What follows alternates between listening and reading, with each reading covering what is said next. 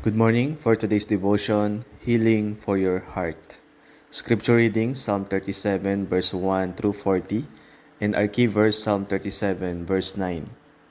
For evildoers shall be cut off, but those that wait upon the Lord, they shall inherit the earth. Ang isa sa laging pinag-uusapan patungkol sa mga Kristiyanong pagpapayo ay ang usapin ng pang-aabuso. Kadalasan ng mga tao ay naghahanap ng tulong kung papaano maaayos yung kanilang emotional agony na bunga ng pang-aabuso o pang-aapi sa kanilang buhay. Nauunawaan natin na ang pang-aabuso ay pwedeng emosyonal, pisikal, o psychological. May mga tao na kung saan mapagkontrol, mapagmataas, at mapang-api sa ibang tao.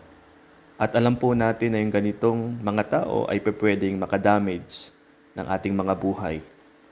Ang isa sa mapangwasak na bunga ng pang-aabuso ay ang isang tao ay masisira ang kanyang pagkatao sapagkat dadalhin siya nito sa buhay na bababa ang kanyang self-esteem, magkakaroon siya ng guilt at kahihiyan. Anumang klase ng pang-aabuso, inaatake nito yung sentro ng ating pagkatao sa kung sino tayo. Kaya pag hindi natin ito binigyang pansin, ito ay magkakaroon ng makapal na takip sa kung anuman yung layunin ng Diyos sa ating mga buhay. Sa mga taong nakaranas ng pang-aabuso, ang kadalasan sinasabi nila, nararamdaman nila na sila ay walang kwenta, sila ay nakakahiya, or sila ay walang purpose.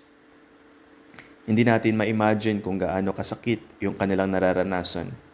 Gayunpaman, pag ito ay tinanggi natin sa ating buhay, hindi ito makakatulong or makakaalis ng ating mga sakit or ng ating mga pain.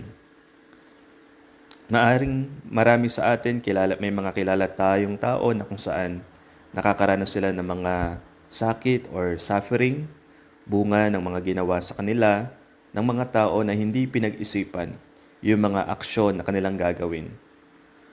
Maaring ikaw ay nakaranas ng buhay na pang-aabuso at yung kagalingan ay hindi ganun kadali.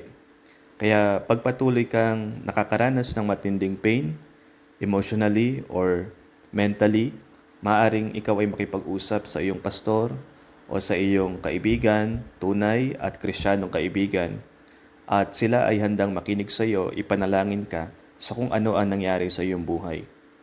So habang ang iyong kaisipan ay gustong gumanti, dahil yan yung ating natural na tugon, yun ay mas lalo lang magbibigay sa atin ng matinding heartache.